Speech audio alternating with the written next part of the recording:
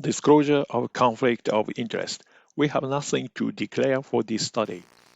First, diagnostic arthroscopy was performed. Left knee view from the anterolateral portal in 9-year-old girl.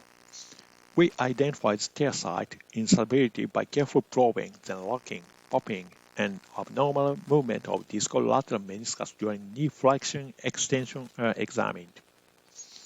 In addition, meniscus tear, peripheral instability are analyzed according to their location, type, and size. A probe from the anteromedial portal is inserted. The thick fiber posterior to the anterior horn of the discal lateral meniscus are identified. View from the anteromedial portal. The probe shows the border of thick fiber of free edge of the meniscus. The fiber with straight arrangement to attachment of the tibia. First, vertical divergent suturing was performed on the superior inferior surface of the discoid lateral meniscus from posterior segment using suture with Hennig needle. A scalpel is inserted from the anterolateral portal to gradually release the free end of the meniscus, and tension was applied to the suture. A firm anteromedial portal was created, sutured in the same way without knot tying. When the meniscus was reduced posteriorly and laterally, released part was opened and a smooth line was drawn.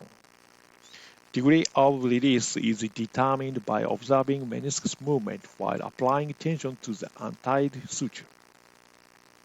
Tension in each suture meniscus movement is confirmed arthroscopically, then sutures are tied. We confirm normal movement of lateral meniscus during knee flexion extension can be reproduced, and that dislocation does not occur. Repaired discal lateral meniscus move posteriorly in knee flexion, anterior in knee extension. View from the anteromedial portal. The repaired discoid lateral meniscus look like a normal meniscus with crescent shape.